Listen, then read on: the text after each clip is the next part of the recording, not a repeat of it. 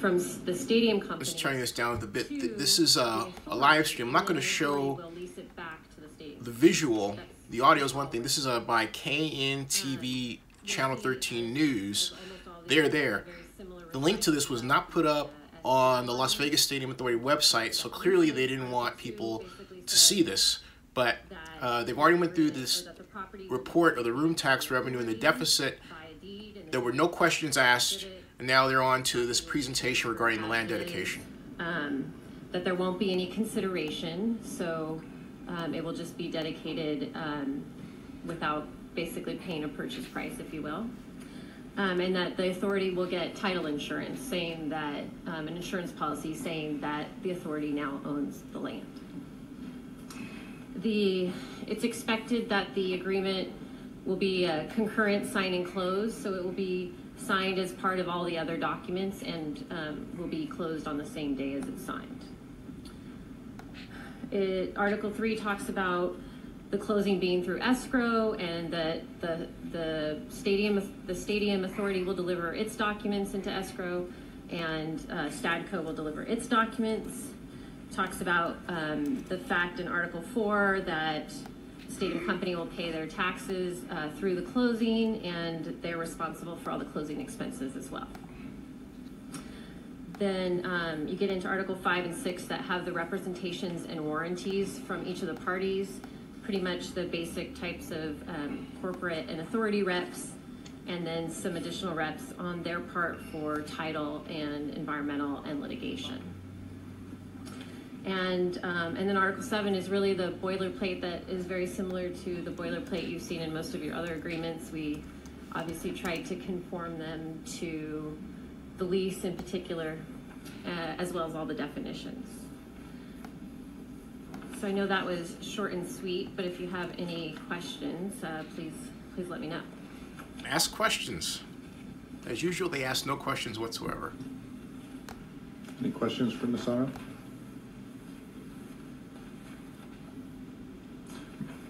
If you could just talk to us a little bit about the diligence work that goes along with the transfer and where we stand in that process, that might be helpful too.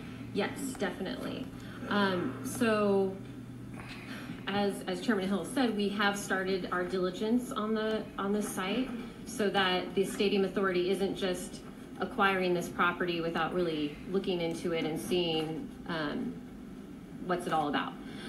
So far we've received current title work.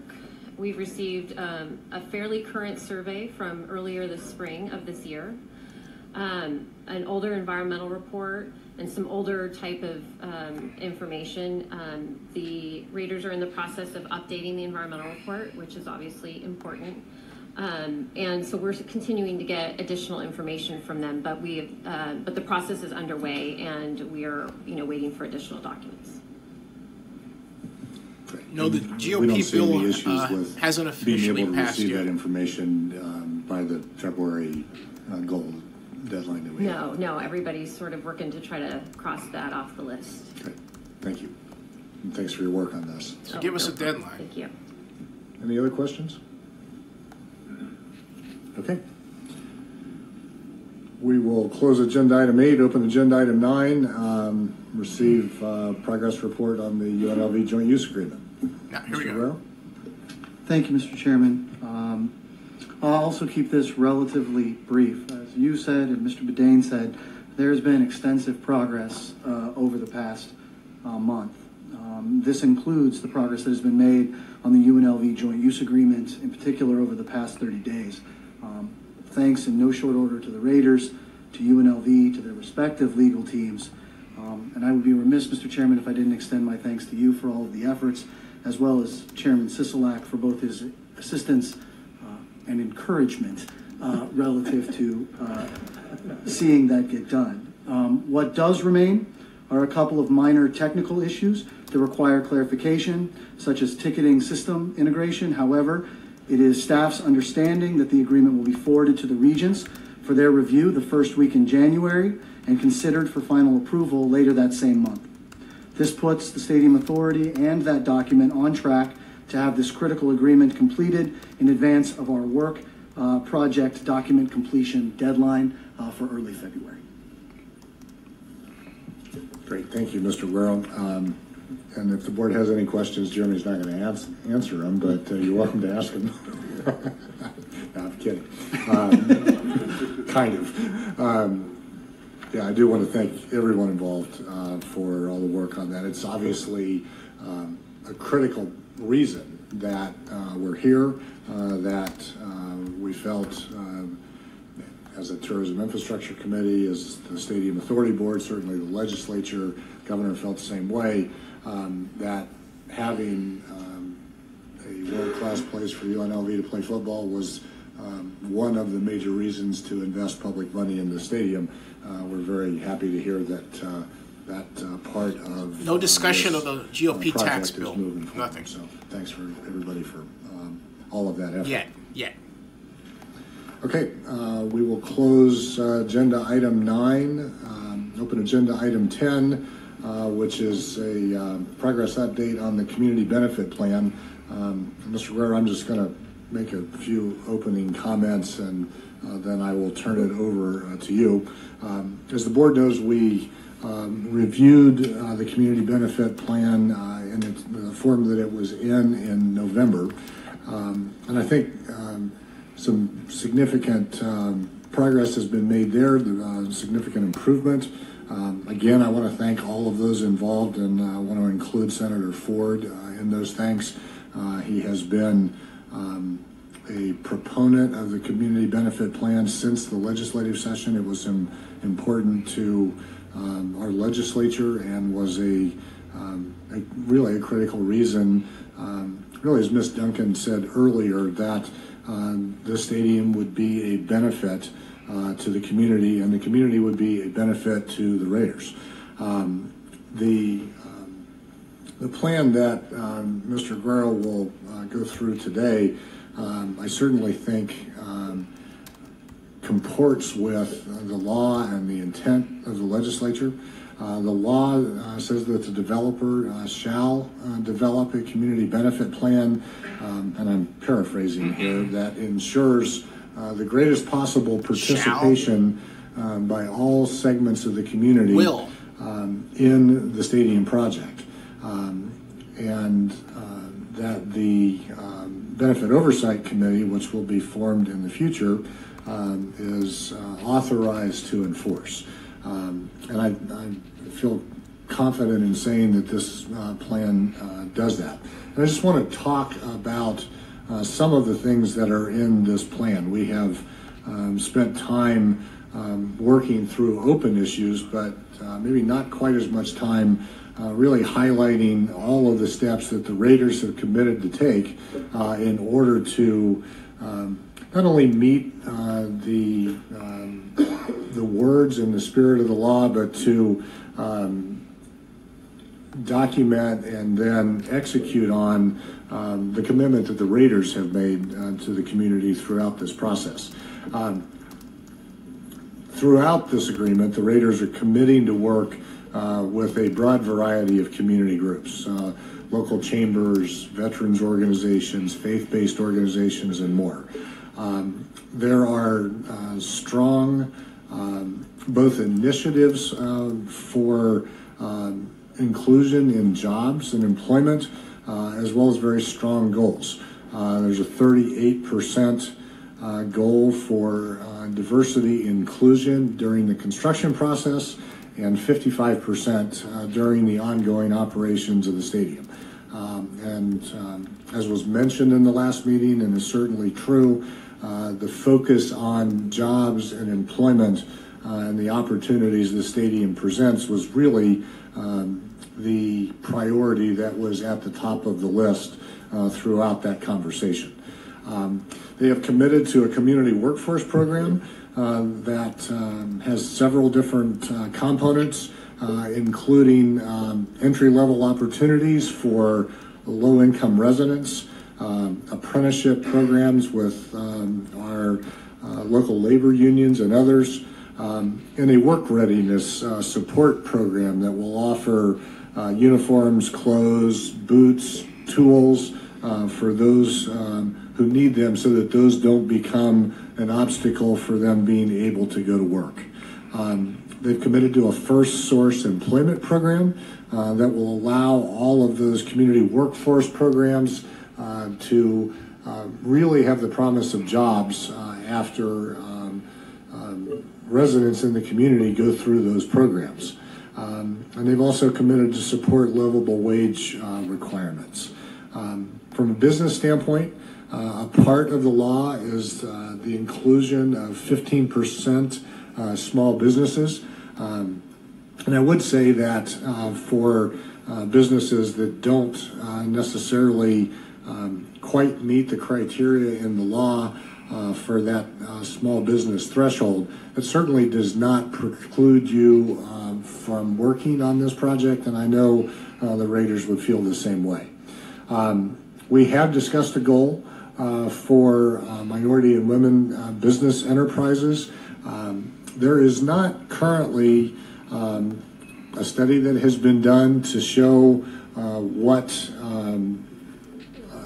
assets there are in the community along those lines. It's difficult to have specific enough information in order to know exactly what that goal should be.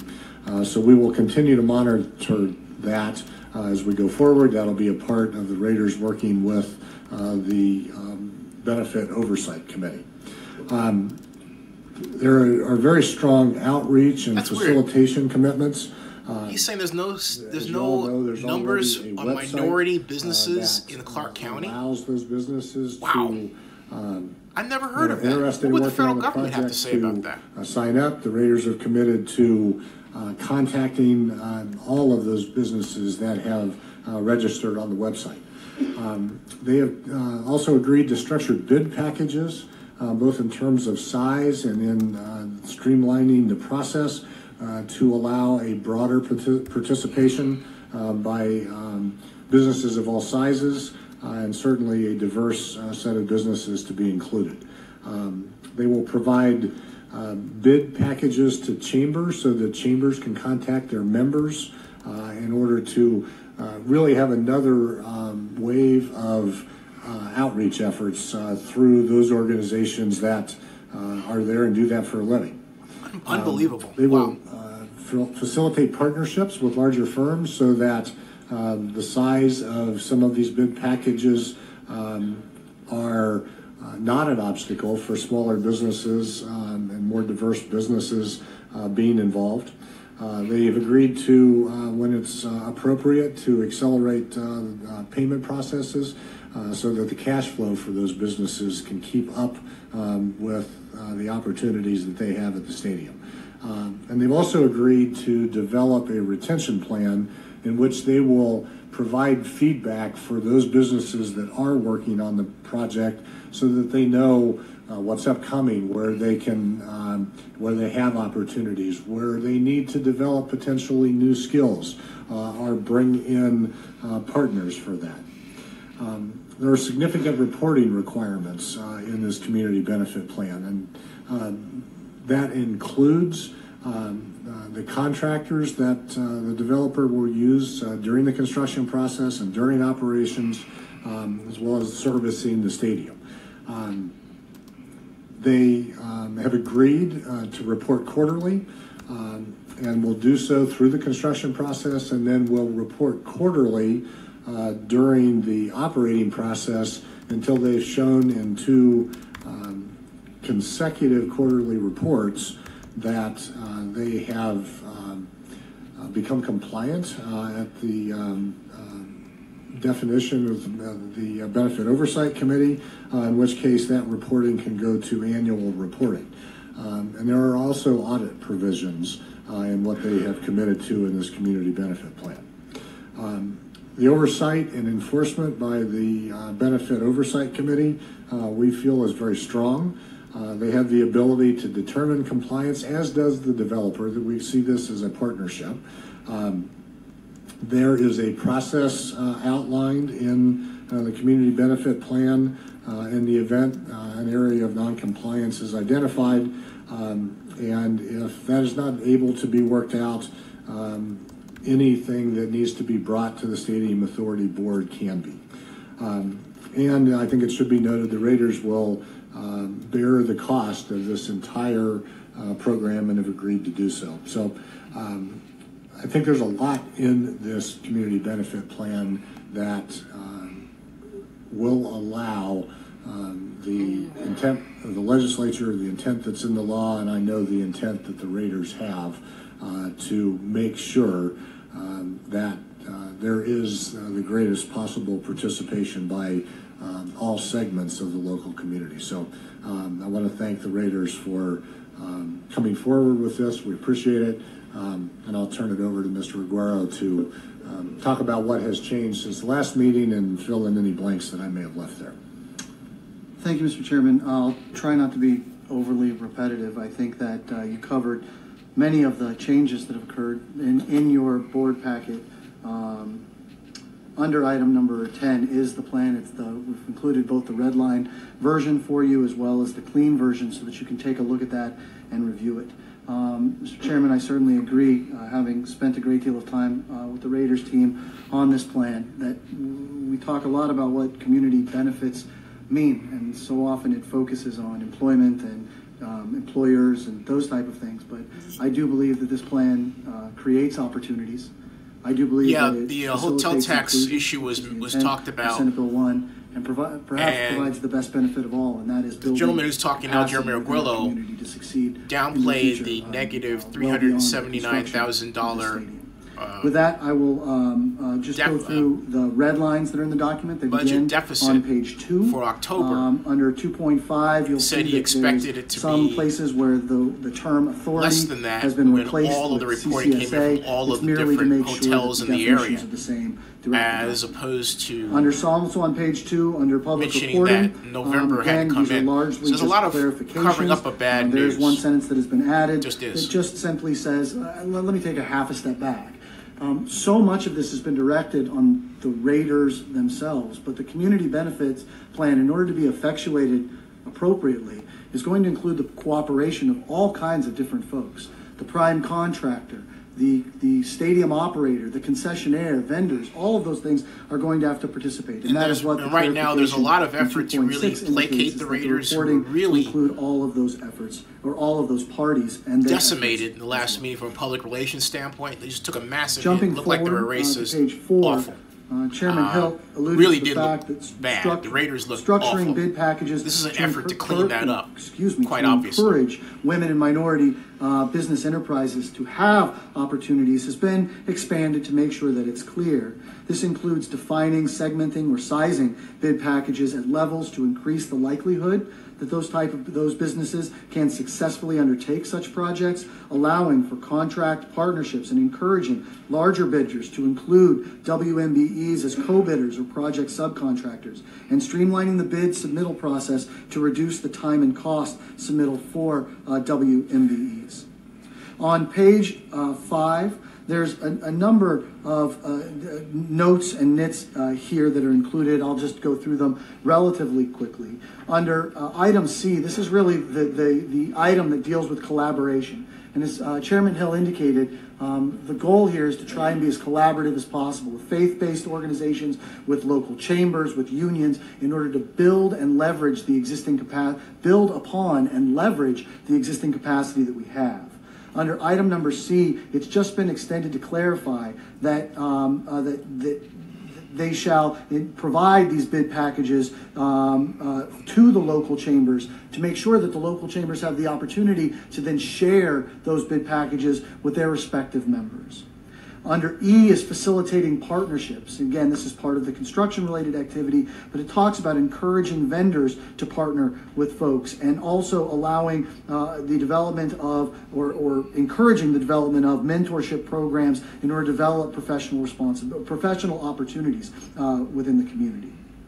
Under G, this has been added, and this has just been somewhat changed and fleshed out. It reads, collaborating with its prime contractor. Essentially, the Raiders organization will do that for the project to develop a program that encourages long-term relationships with local small business enterprises and WMBEs that provides meaningful feedback to contractors, subcontractors, and vendors relative to performance-related issues and encourages the continued development of skills and abilities that puts systems into place to ensure larger contractors and vendors are aware of local small businesses and WMBEs that have successfully undertaken stadium-related work. Again, capacity building and looking toward the long term. Under number 3.1.4, this is certification. Previously, certification dealt specifically with small businesses. It has been expanded to include certification for WMBEs. The goal is to make sure that the businesses that are truly minority and women owned are the ones that are having the opportunity to participate in these individual programs. I would also like to extend my thanks to Ms. Littlejohn, who took the time to be very helpful in working on crafting this specific definition to make sure that it was inclusive and workable throughout the totality of the project. On page 6 is section 3.1.5, which deals with modifications to local small business enterprise contracting targets. This language is taken directly out of Senate Bill 1, but was absent in the Community Benefit Plan, and all parties thought it should appropriately be here. I think it's important to note that in the event that there is not capacity, as Chairman Hill indicated, we understand that there may be certain areas where there just isn't capacity. And we wouldn't want to do is create a life safety issue or an issue in which the project would be put in jeopardy in an effort to try and attain a goal. In saying that, this specific language essentially says that in the event that the raters or their contractors come back and say, hey, look, we have tried to meet this small business requirement. We've taken reasonable efforts to notify folks. We've done all of those types of things, and yet we have still come back and found that in one area, some areas, many areas, that it is just not possible to do it. And they've made that effort in good faith, that target can be reduced if those circumstances are to materialize. On page, I'll start on page 7 and I'll roll into page 8. At the bottom of page 7 is section 3.3, which previously read workforce diversity. And we have added the language workforce and business diversity because a lot of these programs will not only facilitate the people, individuals having the opportunity to have jobs, but also for businesses that are women or minority owned or owned by some other targeted group, that they will also share in those opportunities. At the top of page 8, you will see items on collaboration. Under A, you will see items on faith-based, working with faith-based leaders. In letter D, under letter H, the LGBTQ community. All of these have been clarified to reflect that they include the design, the construction, and the operations phase of the project, and that they include both development and, they include both employment and business development opportunities. At the bottom of page 9, under section 3.3.5, is the beginning of 3 additional sections that have been added to the Community Benefit Plan. Under 3.3.5, the first one is encouraging opportunities for WMBEs during stadium operations. You'll note that in my earlier comments, I talked about bid opportunities, partnering opportunities, encouraging those things. All of those were specific to construction-related activities on the stadium. Section 3.3.5 ensures that those same opportunities, those same programs will be available during the operations phase. They reflect, you'll see the specific references, forgive me that they're not terribly clear, but B represents bid packaging. E represents facilitating partnerships, and G, encouraging those long-term relationships and that feedback to encourage capacity building within the community. Atop page 10 is an annual stadium opportunity community outreach under 3.3.6. This is merely a point of clarification, but perhaps an important one. It reads, at least once each calendar year, during the construction and operation phases of the project, the developer shall host an employment and business development opportunity fair or host and participate in a similar event designed to inform and encourage participation in stadium-related employment and business development opportunities for small businesses, WMBEs, and other targeted groups. The developer will use reasonable commercial efforts to ensure that the event is appropriately publicized and will encourage participation by the stadium manager, the stadium concessionaire, and other major project contractors and vendors. The idea is to continue to have that dialogue with the community as those various opportunities evolve over the what is going to be at least a 30-year relationship. This is Jeremy Arguello speaking. He's the point person of the project. 3.7 is soliciting feedback from local chambers. One of the things that came up during the dialogue was that local chambers will be involved in many different ways, but making sure that there is a mechanism to get that feedback on a recurring basis was important. 3.3.7 reads, at least once each calendar year throughout the construction and operations phases of the project, the developer shall solicit input from local chambers relative to the effectiveness of the employment and business initiatives set forth in this community benefits plan. The developer agrees to use reasonable good faith efforts to integrate such input where it might increase, improve, or enhance employment or business development opportunities contemplated by this plan where it is commercially reasonable to do so. Mr. Chairman, the balance of the notes that are in here are just clarifications. If there are any further questions, I'm more than happy to answer them. Thank you, Mr. Aguero. Any questions for Mr. Aguero? No questions again. Jeez. Mr. Chair, did you have Finally. comments? I didn't have any questions, but I did have some positive comments, but I'll hold that until... We're always open for positive comments. Okay. Let me start, for the record, Ken Evans, Stadium Authority Board. For the record, let me start out by saying very pleased with the effort that has been made to get us to this point here today.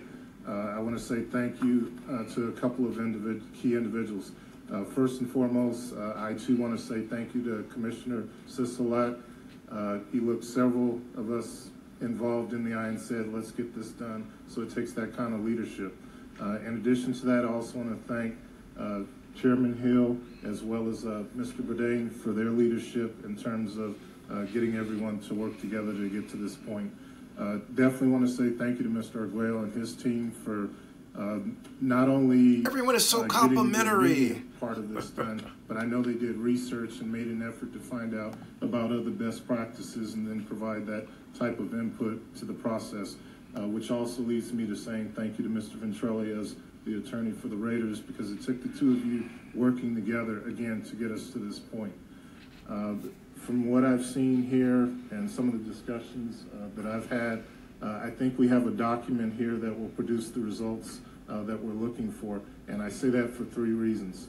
Number one, I think we have language in here that not only addresses employment, but it addresses business and development, and as I brought up during the last meeting, that's important because it's the businesses that create the jobs that ultimately help us also accomplish our employment our employment objectives.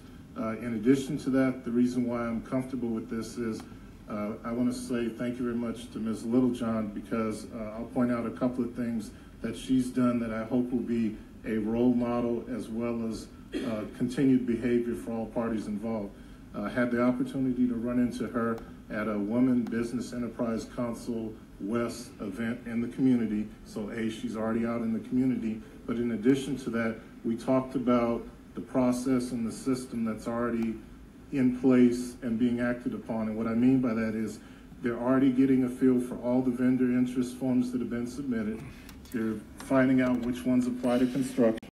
Furthermore, they're finding Ken out Evans. which He's of those head actually of meet the qualifications Urban Chamber of for Commerce in SB1, Las Vegas. And then going above and beyond that, they're identifying Just want to the note ones that are either minority or women-owned business enterprises. So that gives me comfort that, especially given some of the language that's been put in here to make sure all three phases, meaning pre-development, constructions, and operations, as long as we do similar behavior or similar processes and procedures and reporting, I think we'll get where we need to get to. And last but not least, the third reason why I have a level of comfort is because what's also built in here is there will be an interlocking relationship between... Explain the progress we've made and then... We're back. Sorry about that, folks. But you didn't miss anything. We're now on the non-relocation agreement discussion. Arnold, who's going just to talk through, give a brief recap on the document itself and then talk about a couple of the changes that are included. That'd be just great. Welcome, Mr. Arnold. Nice to see you guys. Thank you for having me here. You will recall that the non-relocation agreement is the agreement between the Las Vegas Stadium Authority and the entity that owns the team, and it's put in place to prevent the team or seek as a deterrent for the team to move out of Las Vegas once we spend all this money on a stadium. So it contains principally of a covenant to keep the franchise, play all their home football games here except for one every year, which they're allowed to play someplace else because the NFL does international contests and things like that, and to not negotiate to move the team. The penalties are enforcement by injunctive relief and specific performance, and in some instances, if they play a game not here that they're not supposed to, the payment of liquidated damages.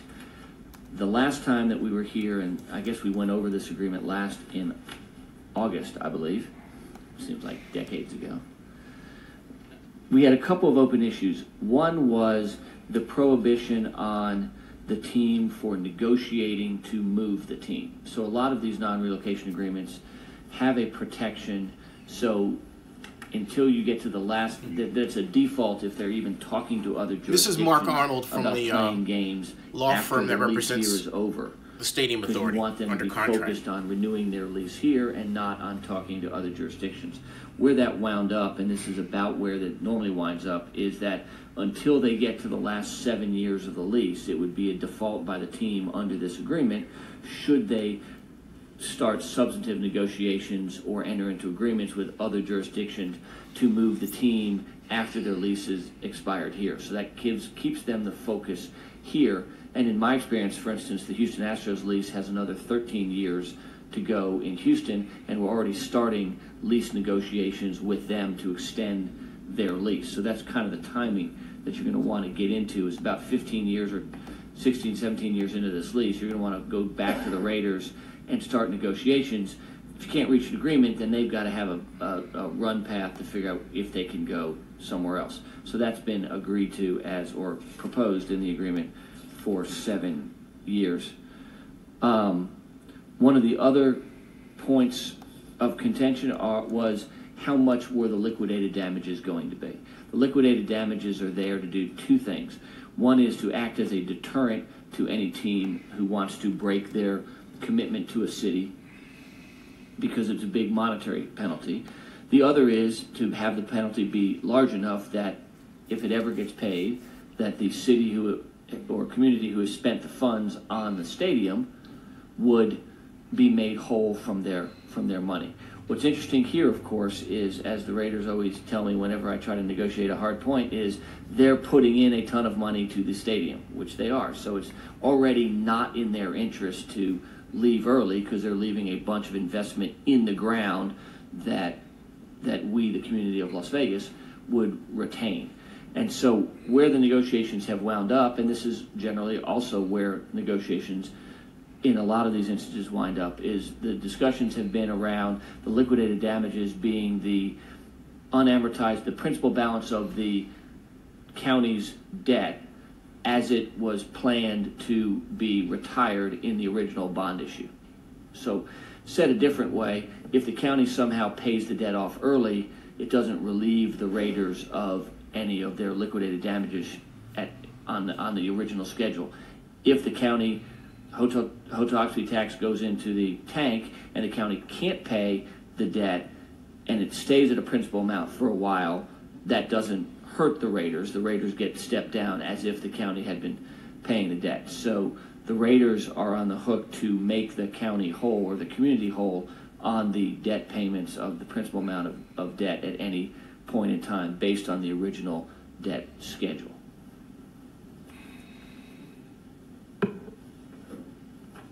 And then one of the other things that we talked about was,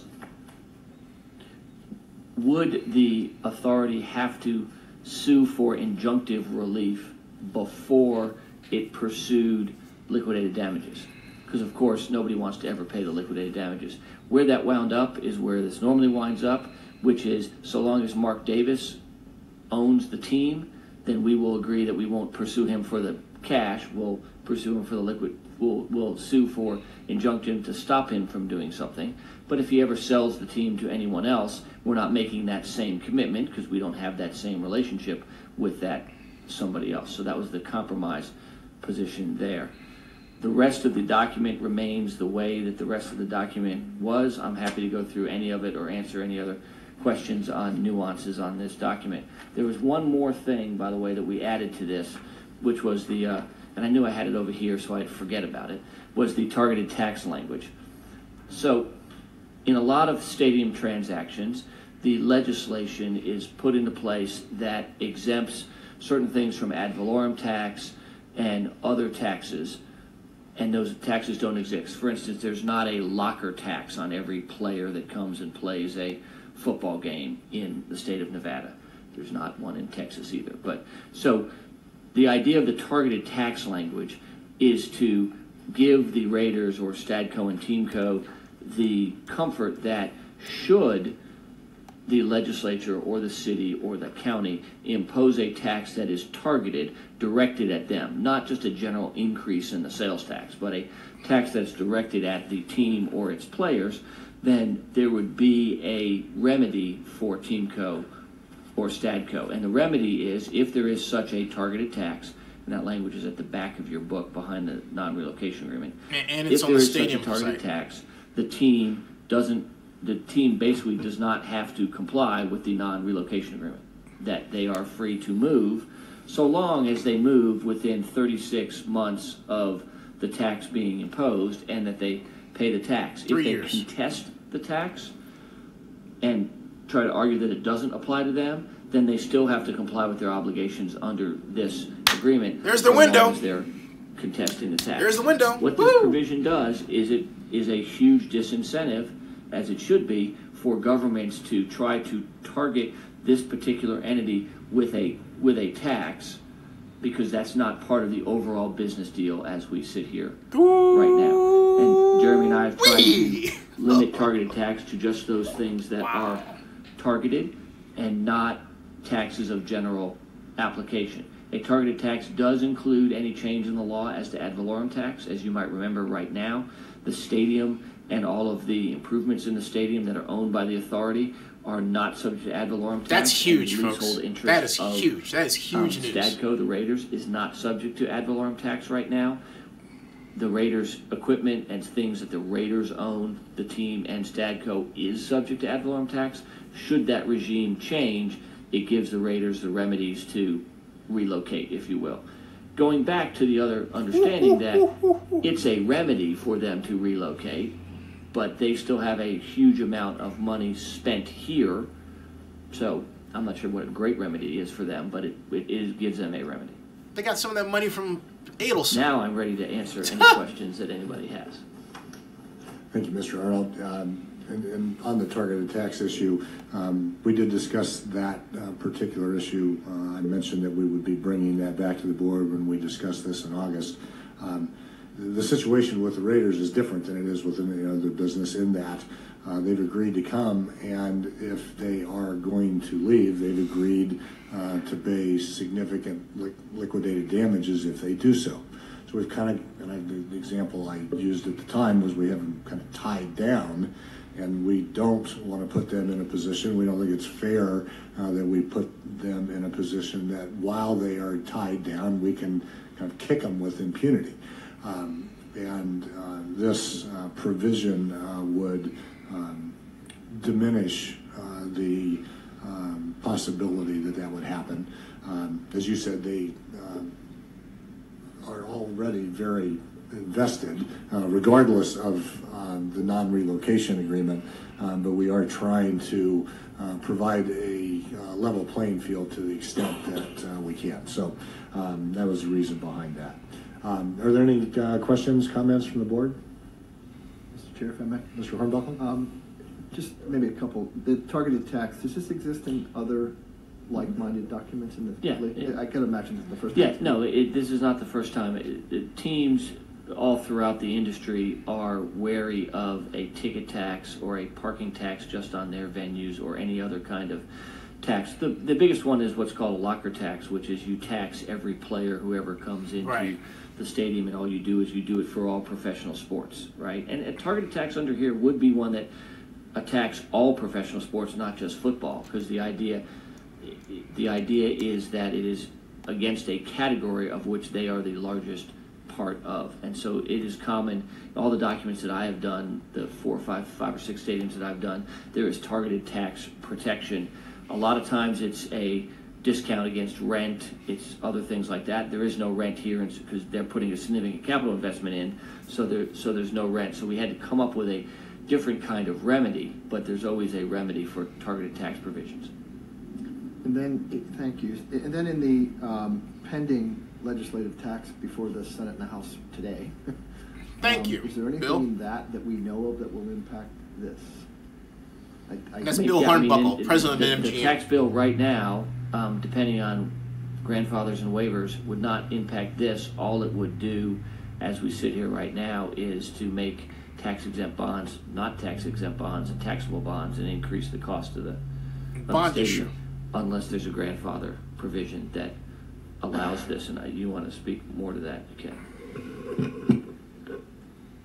I'm happy to speak to it. I want to be cautious about making a comment about pending federal legislation that I may only know a portion of, but I can tell you that we have been contacted relative to that particular provision and have been asked to provide information relative to this project so that federal legislators can take it under consideration. And that's it. I'm still trying to get, I have a call out to the House and Senate representatives, so I'm trying to follow up on that as well too. Happy to see that we have a mechanism in there. I'm referring to the liquidated damages that's done in a fair manner to all parties concerned, but at the same time protects the public interest, because I know that's something that people have brought up. So thank you everybody once again for working together to get that done. Thank you. Anybody else? Okay. Board doesn't say anything. Tommy White is understandably signed. He's been ill, so I hope he gets better. Appreciate all the help. So, you know. With that, I'll close agenda item 11, open up agenda item 12, which is public comment. Any members of the public wish to make a comment? Nobody there. Good afternoon. Hi. My name is Patricia Martinelli Price. I want to say to our Jewish friends, Happy Hanukkah and a Merry Christmas, and actually Happy Kwanzaa. But also I have some questions here, and I want to thank Mr. Hornbuckle, Mr. Stephen Hill, but most of you, Mr. Hornbuckle, because I've been coming to these meetings. When we don't have time to come, we actually make sure. And of all the people on the board, and I'm not saying anything disrespectful, but he seems to always ask the right questions for this community, because it is important to make sure that whatever the Raiders are doing, will be their third move, that this community is taken care of, because I am a taxpayer of the county like a lot of us are. I have several business both in the city and in the county, so we need to make sure that they're here to stay, because it is our money, our taxpayers' money, that is paying for that. And, you know, we have events coming up that tourists are coming in through the Visitors and Convention Center. I work with a lot of those clients that are coming in for big events, and that is part of the room tax, so we need to make sure of that. But furthermore, that the jobs are going to the people that really, really need it. Not the buddies and friends and your relatives, but the people that really need these jobs. For us, as a community, being a native Nevadan and a native Las Vegan, our veterans are very important. So are the families that are struggling day in and day out. We have more homeless families and more homeless veterans in this community now than we ever have. So we need to make sure that those people are able to be part of the process to get these jobs. On the public forum, I checked with the Attorney General, and you can come up twice, not only once. So obviously, Mr. Hill, you didn't know that. But when you have public comment, they can come in the first time and then come in at the end. I know you told me last time I couldn't talk, and I want to apologize to all of you, but to me it's very disrespectful that still in 2017 Here we go people again. that are perceived of color, minorities, women. I don't think we're minorities, but that's what they focus on, that they still have to be able to be a playing field like the rest of the people. I think that's very disrespectful. But to all of you, Merry Christmas and a safe and happy New Year. And thank you, Mr. She put that a little differently for this always time. looking out for our community. Thank you. She put that a little differently this time. It was like she toned it down a bit. But that's it. There's no one from the black community. And I'm wondering if they moved this in part for that reason. Now here's Afternoon, Mr. gentleman who Collins. spoke before. Thank you, This film. Chairman Hill and the other committee. My name is Gene Collins, I guess, for the record. And I just received this community benefit plan, just this package here. I just received it. And I just found out last night that you had changed the meeting to here. So I got in a little late. I got caught up in the traffic. But what I'm here for, I'm concerned about the community oversight and accountability, the community benefit plan, the PLA. You see, when Senator Ford passed SB 1, he told us that if our issues was not met, then we could come up with our own plan. Chairman Hill, either this evening or tomorrow, we will drop off enough copies of the community, the historical Black West Side community and North Las Vegas corridor plan with the PLA and the community benefit plan. It is being drawn up now, and by the time I get back, I can pick this up from the printer, and I'll have a copy for each one of you all at your office. I'm going to drop them off. More likely, it would be tomorrow. Now, Mrs. Marnetta Price touched on what some of our problems are.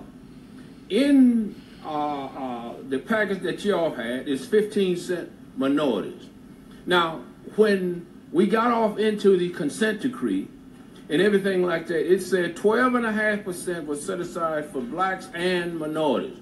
At the time, it did not include Caucasian women, did not include lesbian, gays, or anything like that, Hispanics, didn't include those.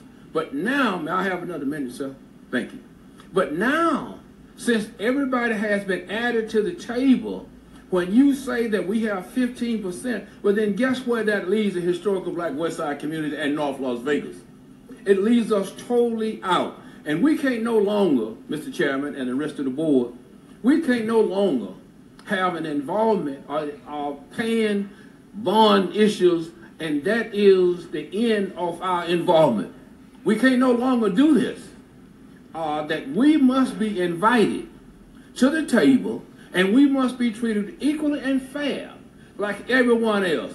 And as it has been in the past, when you come with a minority, as you all know, that does not include the historical Black West Side community. If it did, our community would look something like the one that you are going to go back to. And so you all know exactly what I am talking about. So what we're saying is, Mr. Chairman. Thank you. If you could wrap up, Mr. Collins, that'd be appreciated. Mr. Chairman, I'm leaving. And thank you. As I was saying, we will drop those off to you tomorrow, and we will, so that you can distribute to everyone else. We would hope that each one of y'all take a serious look at what the community has written. Thank you. Thank you, Mr. Collins. Sir. Good afternoon, Mr. Chairman, member of the board. My name is Melvin Green, principal at KME Architects. I'm here on behalf of two organizations, the Urban Chamber, as well as the National Association of Minority Contractors, which I am secretary.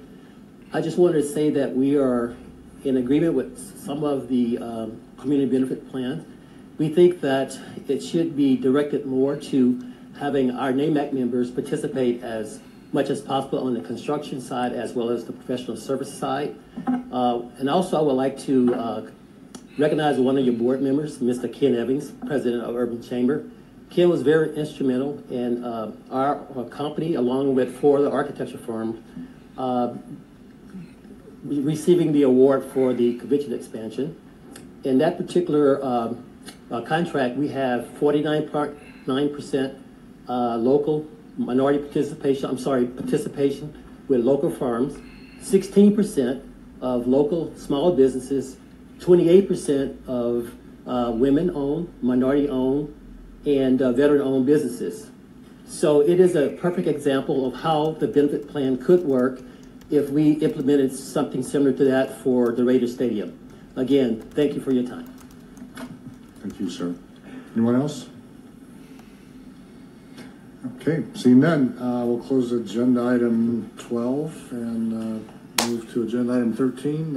Adjournment. Entertain a motion to adjourn. Motion to adjourn. Ken Evans, second. Motion and second. All in favor, please say aye. Aye. Okay, thank you. That's all, folks, for this year at least. Yeah, I have a lot to say. First of all, this meeting was a show meeting for the Raiders. And what I mean by that, I mean, look at this. We had Sisolak come up there and shake everybody's hand. What I mean by that is Don Richardson, you can go back, and I only did the audio from it because it was KNTV Channel 13, and I'm sensitive to someone coming up and saying, oh, that's a copyright issue, you shouldn't do that, right, in terms of visuals. And that climate for that possibility certainly existed with a private news organization live streaming on Facebook, as opposed to Clark County, which is public. So I haven't checked, that I didn't want to get into that, so I did it this way. I mean, audio is one thing. We're not talking about Taylor Swift singing a song or, Michael Jackson tune, right? But I digress. So I did it this way. And I did so because, as the gentleman pointed out during a public comment, community activists, they changed the venue from his perspective at the last minute. And without really an explanation why they did it. And so at the Stadium Authority website, they had this tag that said there's not going to be a live stream.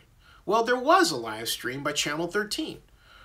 But the Stadium Authority people did nothing to tell their website person, hey, by the way, KNTV Las Vegas is going to have a live stream so you can have a look there. They didn't do that at all.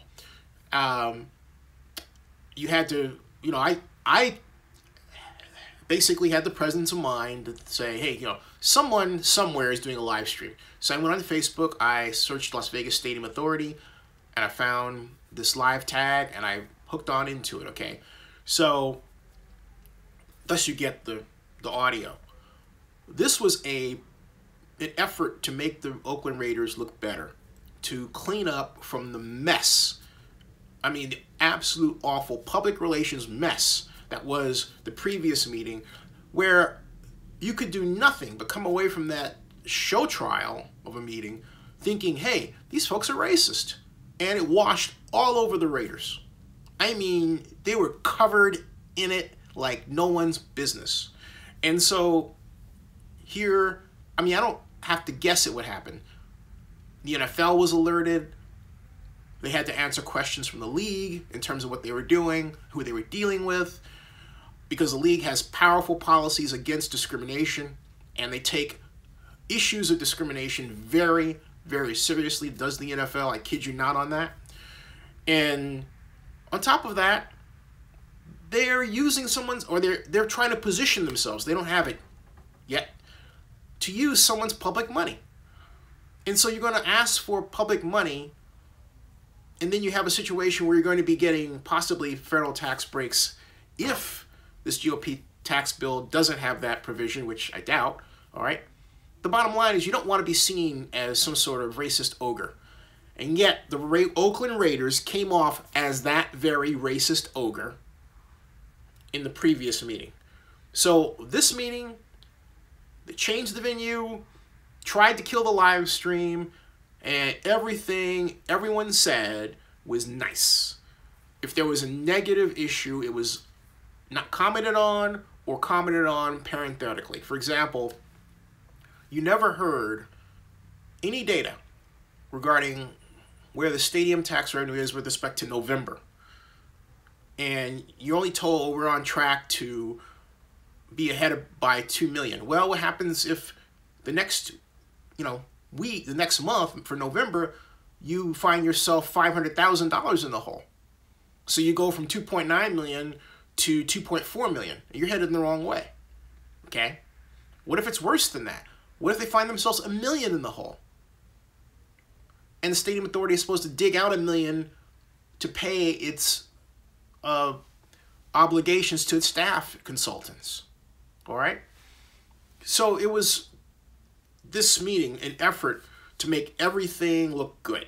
And if you know enough, and that's why I always say I don't like to deal in absolutes where someone says this is going to happen or not, because that eliminates the desire to know the details of something, of this, and understand what may go wrong and when.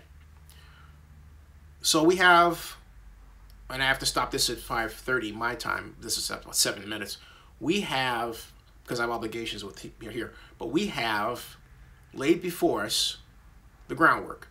And the groundwork is, first of all, the UNLV Joint Use Agreement supposedly has just a few elements to work out before it's done. That would be a big deal if they got that done. And the next step, however, and the even bigger deal, is for the regents to sign off on it.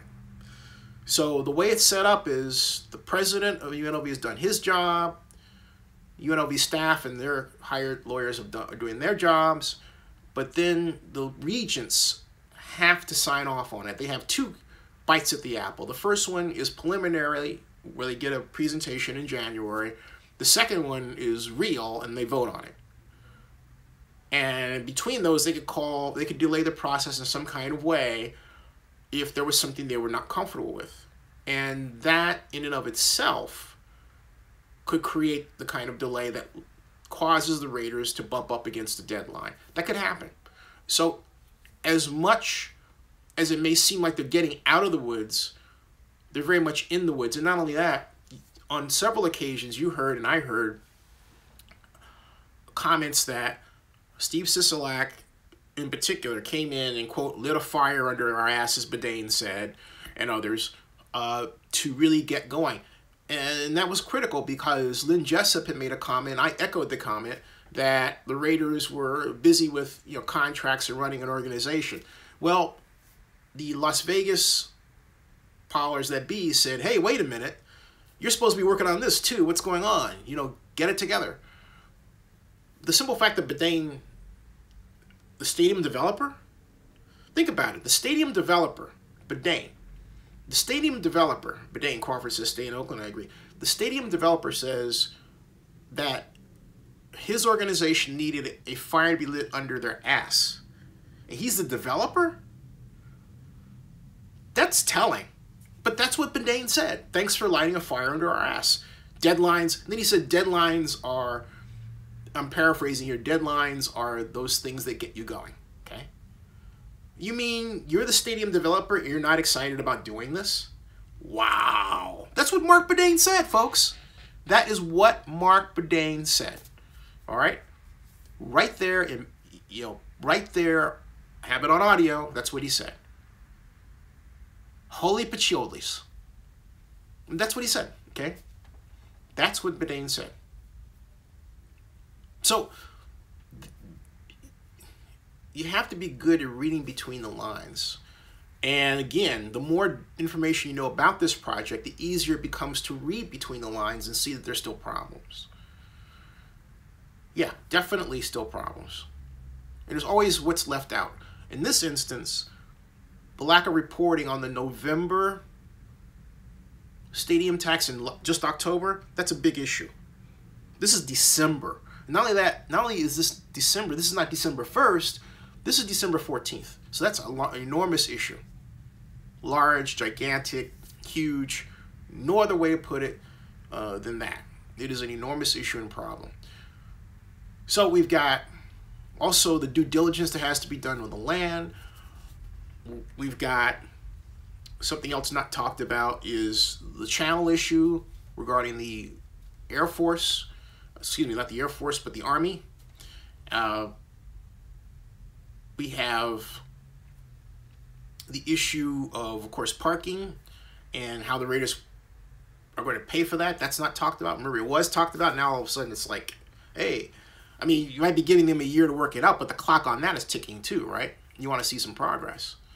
So there is really, I mean, really a lot of problems here if you go through the development checklist of what has to be done and where they are. This is a matter of a belief in the Lord Jesus Christ, which I happen to believe in more than people. This is a matter of knowledge of development process, understanding of Senate Bill 1, or what is actually called the Southern Nevada Tourism and Investment Act, which governs this entire process, and an understanding of stadium financing.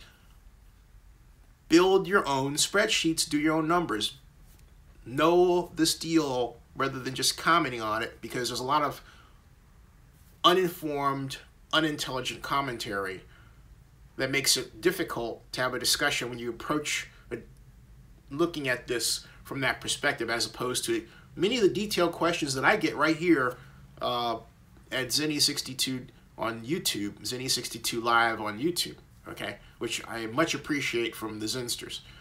So that's where we are right now. It's 5:28, and I have to stop in just a few seconds. But tonight, I don't plan to have a live stream follow-up on this at this point, but I'm taking my mom to see The Last Jedi very soon. And but if that changes, because that ends at 9 o'clock, I'll give everyone both a video and a tweet update as to that, okay? Because there's a great deal of interest in this, and there's a lot to unpack here from this meeting alone. Paul Rodriguez says, "Do you think the odds now of what do you think the odds now of leaving or staying?" I don't project the odds. So again, there's that pushing me to come up with an absolute, and I'm not going to do that because there are too many elements. I mean, the proper question to ask me is, where are we in this process? Okay, and again, as I said before you popped in, I don't know when you popped in, there are still problems with this process. And if you want them, again, they have to do with the UNLV Joint Use Agreement and the fact that the regions have to sign off on it. It has to do with the GOP tax bill. It has to do, and we don't know what's going to happen with that. It has to do with the fact that the stadium tax revenue is not bringing in the money that's supposed to be bringing in. They don't want to talk about that because that governs the bond issue. And the danger there is that if you're not getting enough money in right now, it means you're going to have to dig into Clark County's coffers to cover up the difference. That means you have to dig in for more public money, all right, than the Senate bill allows. Aside from the fact that, you know, you're tapping into the public coffers beyond the hotel tax stream. That's a big issue in the middle of an election year where Democrats are poised for an enormous takeover in 2018, not just in Nevada, but throughout the country. So that is, Aaron Blaylock asks a question. Are the Raiders showing signs of tipping their hand regarding this deal? Yeah, Badane basically saying that Steve Sisolak and others had to basically get the Raiders' ass in gear was a major tip of the hand, that the Raiders are the stadium developer. And here the stadium developer representative, the boss, the big cheese, is saying we needed to be pushed. I have never in my entire life, and I know a number of developers, I work with a ton of developers in my life representing the mayor of Oakland, and going back to being in undergraduate school at UTA when I was studying real estate investment, and I have never heard a developer say anything like that. That was horrifying. That you needed to be goaded. It's usually the other way around. The developers, it's always the other way around. The developer's always pushing the government. This is the first time I've heard of the government pushing the developer. I'm repeating, this is the first time I've heard the government pushing the developer. Wow. Balcontin says all comes down with waiters before they're already underfunded about $1 billion. And yeah, that's right. They're tremendously so. Okay, folks, I got a jam. Stay tuned for my updates. God bless you all, and thank you all for tuning in. Remember, if you haven't done so before, please subscribe to Zenny62 on YouTube. Thank you.